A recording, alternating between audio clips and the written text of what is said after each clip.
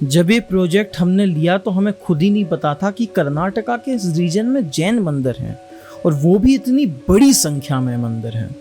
हम बात कर रहे हैं उत्तरी कर्नाटका के जिला गुलबर्गा की, वो धरती जहां महान राजा नृपतुंग अमोघ वर्ष ने शासन किया, वो धरती जहां धवलाकार जिनसेन स्वामी ने विहार किया, वो धरती जहां हमारे सर्वा आचार्य पूज्यपाद स्वामी को दृष्टि मिली, वो धरती जहां राष्ट्रकूटों से लेकर चालुक्यों ने अपनी कला की प्रशस्तियां गढ़ी। लोगों के लिए मंदिर महज पत्थरों का ढेर हो सकते हैं, लेकिन हमारे लिए ये आस्था का चरम है।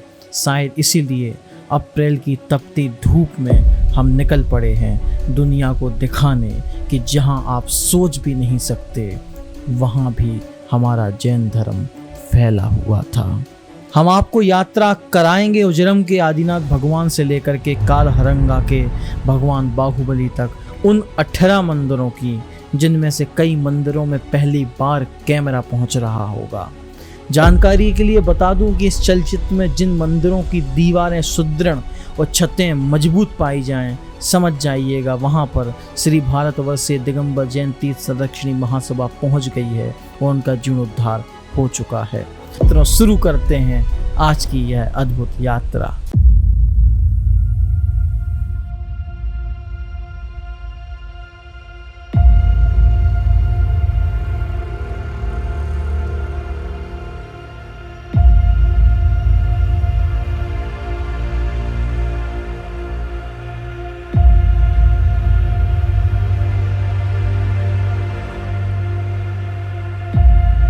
उजलम। भगवान गोमटेश्वर का जयघोष करते हुए हमारा काफिला जा पहुंचा अपनी पहली मंजिल की ओर, एक छोटा सा गांव जिसका नाम है उजलम, जो गुलबर्गा से वही करीब 30 किलोमीटर की दूरी पर स्थित है। गांव के प्रवेश द्वार पर एक पुराना नीम का पेड़ जिसकी छांव में बंधे मवेशी चारा चबाते नजर आए। इसी पेड़ की छांव से सटा था 1000 वर्ष प्राचीन जैन मंदिर, जो समय की आंधी से झुका तो सही पर टूटा नहीं। न शोर न भीड़, एक छोटा सा कलात्मक द्वार जिसे खोलने पर नजर आता है अंधेरा, पर ध्यान से देखो तो नजर आएगी पत्थर पर उकेरी गई आस्था।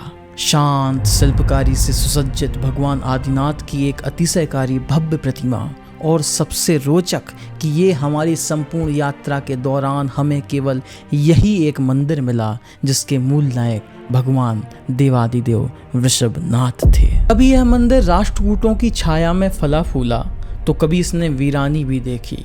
जीर्णोद्धार से पूर्व की इन तस्वीरों में मंदिर की जो स्थिति दिखती है वो सच में आंखें खोल देने वाली है। गिरी हुई छत जिन पर कभी दीपों की रोशनी चमकती थी, बिखरे पत्थर जिनकी नक्काशियों में कहानियां गढ़ी गईं, टूटे झरोखे जिनसे झांकती थी सुबह की पहली धूप, और उन्हीं के बीच मवेशियों की उपस्थिति।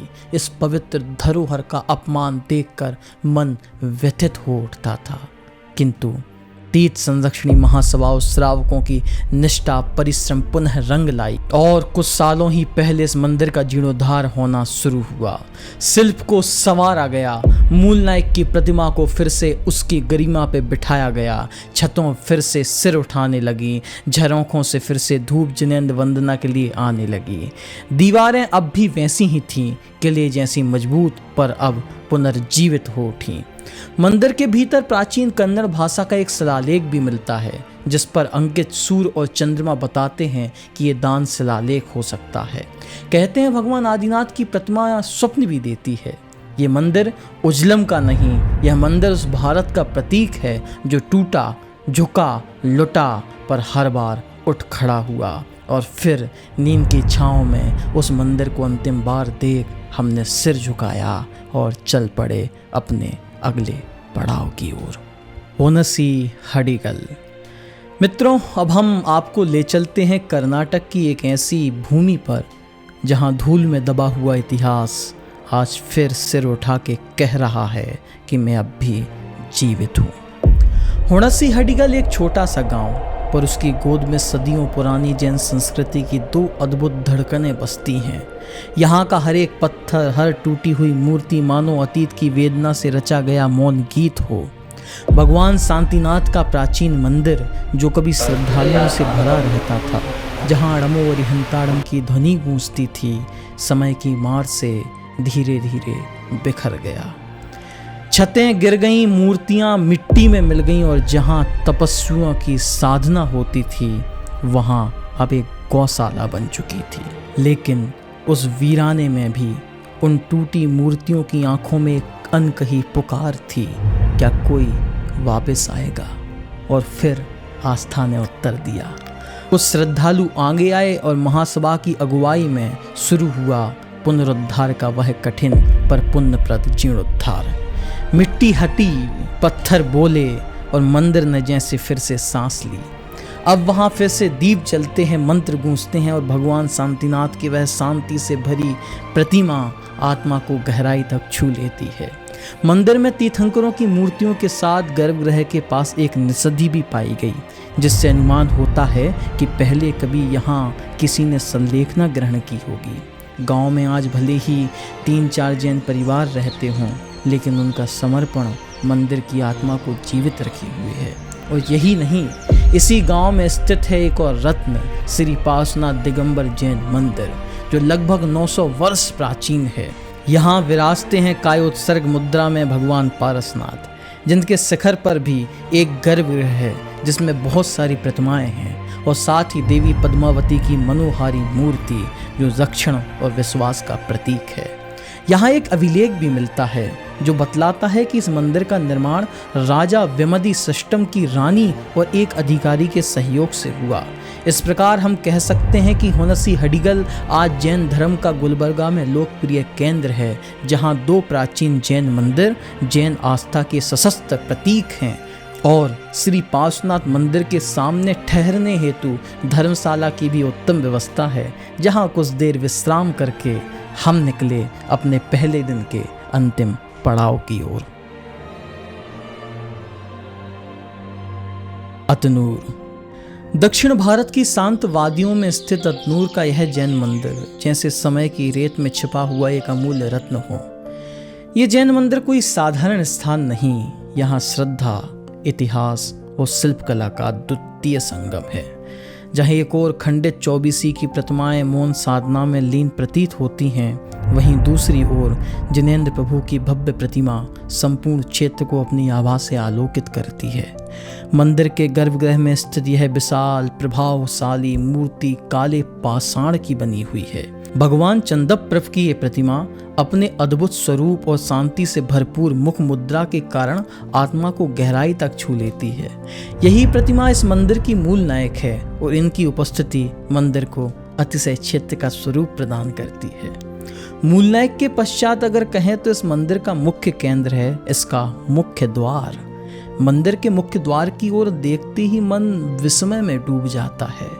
द्वार पर बनी यक्ष यक्षिणियों की मूर्तियां इतनी जीवंत हैं कि लगता है जैसे अभी बोल पड़ेंगी। इनकी आंखों में विश्वास है और हाथों में रक्षा का आशीर्वाद। हर नक्काशी, हर आकृति, हर एक प्रतिमा जैसे स्वर्णिम कालखंड की याद दिलाती हो, जब धर्म केवल पूजा नहीं बल्कि जीवन का पथ था। महासभा द्वारा किए गए रंग सज्जा और जीर्णोद्धार ने इस द्वार को फिर से एक चमत्कारी द्वारपाल में बदल दिया।